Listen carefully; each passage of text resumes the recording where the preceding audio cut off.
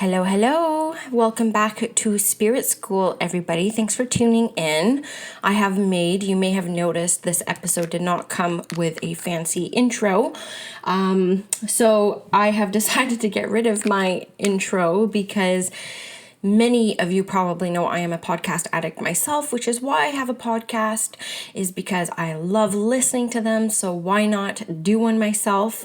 As opposed to something like YouTube. I'm never on YouTube. I rarely ever look at it unless I'm trying to figure out how to collapse my stroller and I need a video. So that's why I'm not on YouTube, because I'm not a user there. I'm not very much on Facebook, to be honest with you, either. I'm mostly on Instagram. Anyways, long story short, my favorite podcasts are the ones that don't have intros. So I'm like, why would I want an intro? Anyways, I digress already. I really wanted to do this episode on, just like the moon, I go through phases. This was a very big inspiration this morning. I have mentioned in a past episode that I finally found a community of mediums, an amazing, beautiful, vibrant community of working mediums. So I finally found my people. I found people that I can be vulnerable with. I found people that are vulnerable with me, and we have all these deep conversations that are so fulfilling and so inspiring, because it's so nice to know that other mediums go through the same phases. Because I can't help but think, like, maybe I'm not supposed to do this work sometimes because of the way that I feel about sessions. And it's really nice to have like-minded people to connect with in this way.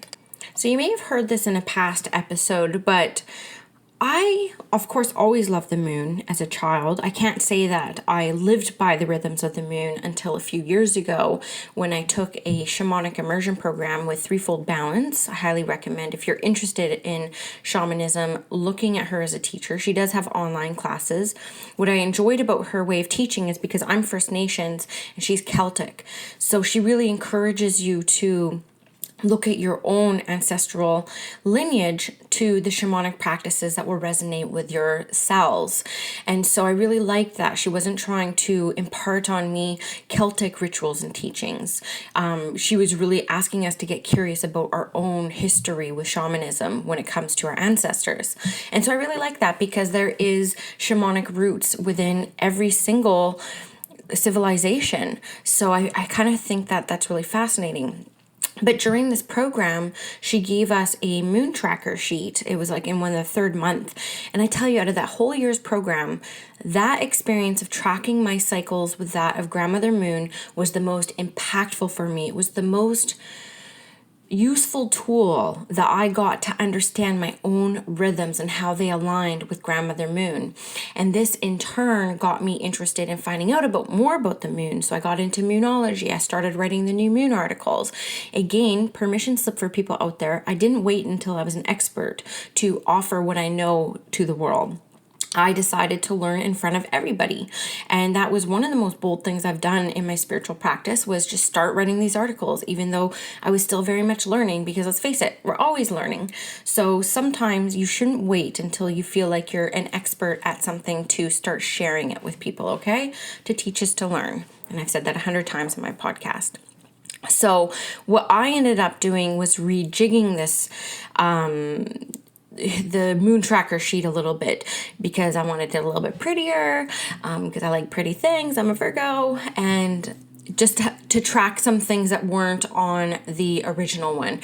So I have created this for everybody who's listening. So if you go to squamishmedium.com/moon -tracker, you can download for free the moon tracking PDF. It has very clear instructions on it. But some of the things that I found when tracking my cycles month after month, and I don't just mean my bleed cycles, I mean my sleep cycles, how powerful I felt within my readings. I really wanted to track that. And I found that during the full moon was actually, back then, 2 years ago, was a time where I didn't want to schedule readings. It was just too intense for me. Now things have kind of mellowed out, and I've actually recently very much flipped. My cycles have completely flipped from the new moon to full moon 2 months ago. My bleed cycle, my power cycle, my intuition cycle. So all that became very apparent to me during the process of tracking my cycles with the moon. Now, there are a few blank spaces within the sheet, so you could track whatever it is that you want. Also to make some notes, but I highly recommend you print it out and check it out for a few months. Dedicate to tracking. Another thing that I found very significant while tracking was month after month, I didn't track anything between the full moon, between the new moon and the first quarter moon. And so that to me was very apparent. That was a time where I knew within my spiritual practice, and let's face it, a business, that I could have permission and not beat myself up when I didn't feel inspired to do very much. So that was kind of like, a permission slip for me to chill out a little bit, because I'm like, I don't feel like doing much during this cycle of the moon phase. Now, the other cycle I kind of wanted to talk about, and this was really the impetus of this podcast episode today, and this is again being very vulnerable, is my reading cycle. Like, I've been doing readings now for 6 years, publicly, like having a website, I put in air quotes advertising because I don't really advertise, but I guess my Instagram account could be considered that, for the past 4 years. And I have found through the past 4 years that when it comes into the winter months, I don't feel like doing readings. And so I used to really beat myself up about that. And I used to really question my value. I used to question my path. Like, does this mean that I'm not supposed to be doing this work? Does this mean that God or Spirit has a different plan for me with my abilities? Is readings the end all be all? So I found that to be really fascinating for me, tracking that. And I can already feel that happening within my energy now. Like, I don't have anything booked beyond the month of October, because I don't know what November, December, January feels like. I didn't know that a few months ago, but now leading up into it, I know that I don't feel like doing readings. And here's the funny thing. I want to explain to you how I feel this. It's not like, I have to talk to people. I have to see people. It has nothing to do with that. What happens is when I feel this pull to slow down and stop serving is because I feel this deeper pull to go deeper into devotion. And when I talk about devotion from a non-religious standpoint, I'm talking about learning, taking classes, getting some mentorship, praying, sitting in silence, and just going deep within myself, doing some healing work, and just not serving.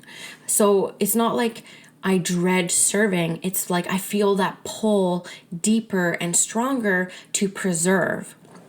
And so I have honored that cycle for the past 3 years, but again, it didn't come out without those hang-ups of, wow, maybe I'm not meant to be a working medium. Maybe I'm not meant to do readings for people. But this year I'm going into it very much, no, this is my natural cycle. I go through this every single year where I just want to devote to my own spirituality. And always what happens when I come out of that and I start serving again, usually around the end of January, is I come back more powerful and stronger than before. I come back with new abilities and heightened abilities. And I find that old ways of working don't serve me anymore. And so I'm kind of excited for those kind of shifts too. So those moments of downtime and those moments of silence, those moments of preserving over serving for me serves my spiritual growth in great ways. So I want you to think about that when you find yourself in your own winter, when you find yourself in your own time of being called away from, helping other people, to just kind of taking care of yourself a little bit when it comes to spirituality, okay? Just kind of rest and be reassured around that. I also feel like this is one of the reasons why I was really scared to take the leap to full-time earlier this year, because I did think about my winter months. I did think, well, what happens when I go into that phase where I don't want to serve all the time? Can I still support my little family if that happens? Luckily, what I see what's happening with my practice right now, I see it shifting direction, and I don't want to go too deep into it because that's not the purpose of this episode, but, Spirit keeps bringing me youth. I have more youth and families reaching out to me now than anything else. And so I feel like I'm just kind of following the path that Spirit's bringing to me, and we're going to wait to see what happens with it. And, I set the intention to God, to Spirit, to say, I'm of service to you. So use me how you feel I will serve best. But really the point of this episode is just like moons, you will go through phases. I highly recommend moon tracking.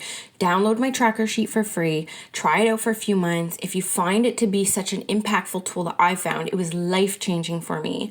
Get a daily diary like Moonology. Now you can get it online on Amazon, but it's Yasmin Boland, my favorite moonologist.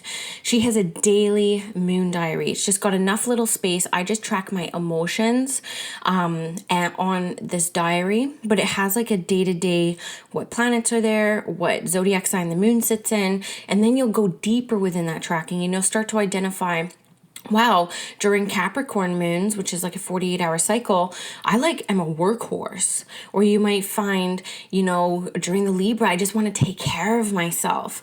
And you'll get even deeper. And if you're an entrepreneur, you'll be able to plan things in your business a lot better that way. So say you just want to do your content writing during the Capricorn, that's a really good alignment.